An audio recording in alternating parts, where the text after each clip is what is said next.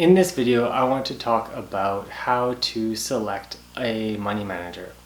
A lot of my videos I talk about how I invest my own money, but realistically, it's really not for everyone. Some people are literally just better off having somebody do it for them. So I want to take this time to just go over some things you may want to think about and questions you may want to pose to a potential individual or company who might be managing your money.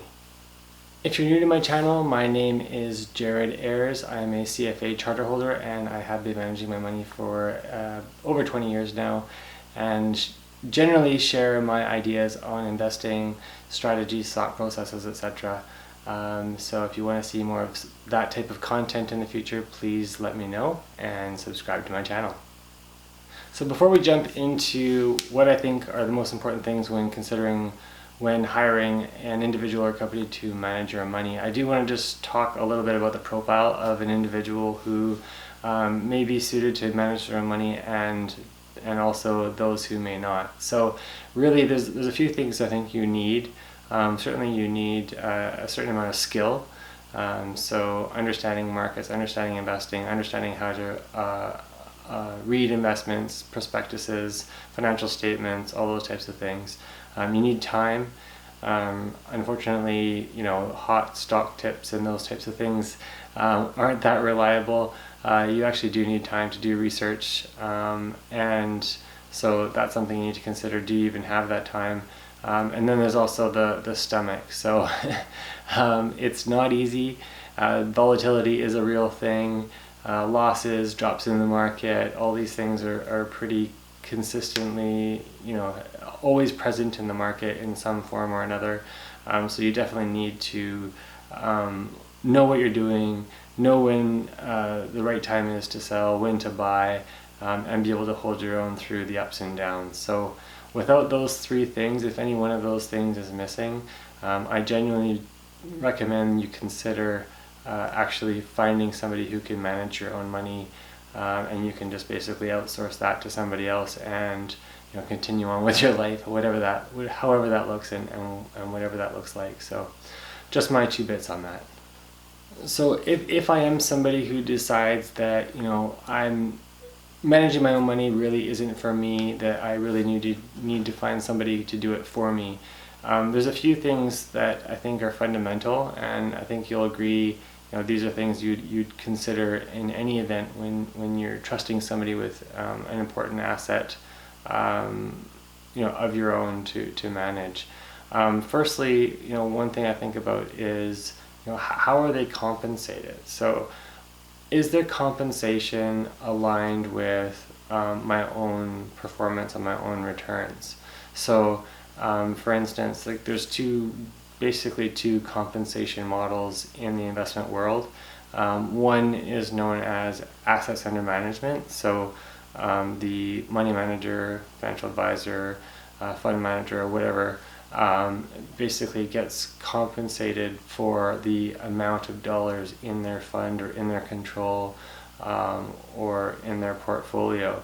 So it doesn't really matter whether those investments perform or not. Certainly if they don't perform, then chances are the withdrawals will start to come and the funds will shrink. So obviously that's sort of a secondary threat, but primarily it's can they sell, can they bring in money into their portfolio, into their control, and that's their primary means of compensation. So you'll probably agree that doesn't really line up very well with most individual investors' goals of actually earning a decent return. So of course the second and more rare, unfortunately, compensation model is fees for performance.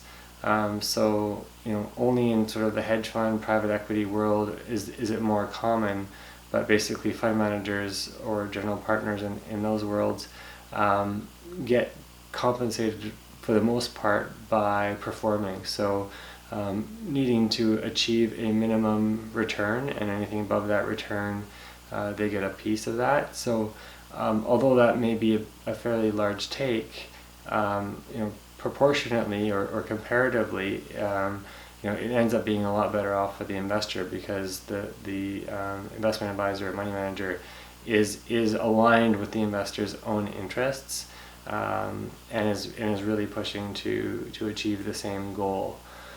So that's one thing you do want to consider. The second thing, in my opinion, you want to look at is fees. So a lot of investment advisors or whatever will belong to a brokerage house or investment firm. That investment firm or brokerage may have their own products.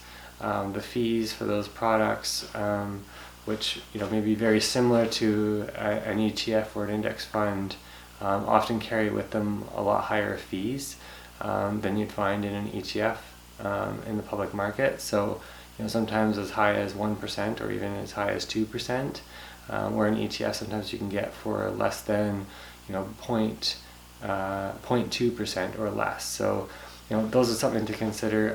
The term you want to look at is management expense ratio, or MER.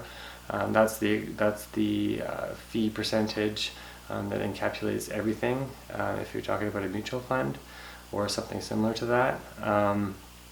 The other piece to that is also the trading fees. So if you own your own discount brokerage account, you may pay $10 a trade. Sometimes when you have a money manager, the per transaction buy sell trading fees are something like maybe $100 plus 2% or something like that. So it's a very, very high percentage, very, very massive amount of money comparatively to trade in and out of positions. So that all that does really, in my mind, is eat away at your potential returns. So that's really good to know up front, because basically whatever returns they can earn for you, you've got to take off that management expense ratio, and then of course for each trade, a buy and a sell, they're usually making money on both sides. So that's another thing to consider and ask them about. The third, probably one of the more important aspects or things to think about and inquire when looking at a prospective money manager is, how do they invest their own money? Are they investing in the same things you are? Are they investing alongside you? Or are they investing in something completely different? Because if they are actually taking their own advice and maybe even working alongside you if you're developing an IPS or type statement with them, are they looking at that? Are they considering those elements for themselves, the investment products, the investment solutions? Are they doing the same thing, maybe in a slightly different mix for their own risk tolerance and time horizon, all those things? But you want to make sure that at the end of the day, they're not off doing something completely different than what they're advising you to do. They should be aligned with you again.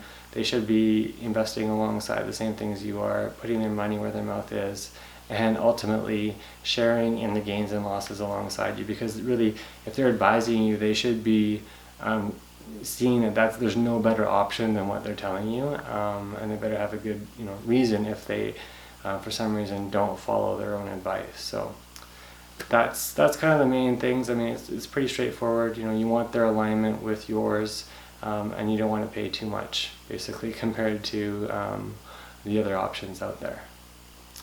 I do want to discuss also just briefly the whole concept of robo-advisors. So this is a term that has popped up in recent years. There's probably a couple of big companies, Wealthfront in the US, Wealthsimple in Canada, that are very large, for lack of a better term, robo-advisors. Basically, you put your money with them. They have a computer or software that basically runs your quote-unquote risk tolerance alongside their each of their different asset classes, and decides based on your profile, your time horizon, all of your elements, what mix of asset classes best basically suit you.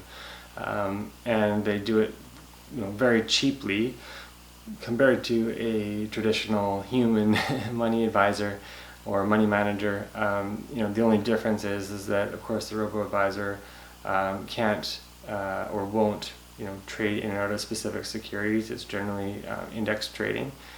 So whether it's stocks or different even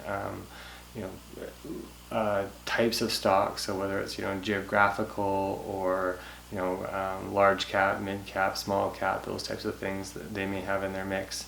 They also don't have necessarily a very broad spectrum of alternative investments. It's very kind of small on that side. So there's nothing they can kind of get into outside of kind of what's publicly traded. That's another option to look at. There are a lot of arguments, and I think there are strong arguments for performance of index funds and index trading in general. The whole passive investing concept. It's hard to beat the market. It's hard for anybody to beat the market. And sometimes it's better just to sort of apply one of those strategies. Diversifying across asset classes, of course, as I've spoken about before, is really the best or the most effective way to mitigate risk. Because generally speaking, if you have uncorrelated asset classes, then you're more able to weather economic storms or market storms as they arise. So the other part of that is, of course, you are still outsourcing. There is still a fee for using one of those services. I think they're around 0.25%, and some people will pound the table and say, well, that's ridiculous. That's just chewing into your returns, blah blah blah. But at the end of the day, that's actually a pretty small fee compared to the traditional money managers. And at the end of the day, you are still outsourcing. You're not doing it yourself, and even a robot does cost a little bit of money. So weigh that into the whole argument as well. But again, at the end of the day, you're able to then divest or outsource all of that responsibility to a company like that that can basically run your portfolio for you. So if you can't find that individual that does have the key elements that you need, do consider that other option as well, because I think it's a legitimate one. I think it's one that's worth looking at. There are potentially an argument to be made about a bubble coming in index investing because it's been so popularized lately, but that's another assumption that I think time will only tell whether that's realistic. And I think again, when you have your investments across multiple asset classes, which you do in one of those services, then I think you're fairly well protected. So just another thing to consider if you are looking to outsource the investment of your portfolio. So I hope you found that video useful. It's a question I get a lot from people who maybe aren't as inclined to manage their own money. I think it's a very valid one. So do consider some of those options. I will include a description of the things I went over in the description of this video. If you did like it, please hit the like button and give me a thumbs up. If you're not yet a subscriber but you'd like to see similar content, please do hit the subscribe button. And if you want to leave me any comments, have any questions, concerns, please do hit me up in the comments as well. Until next time, thank you very much for watching.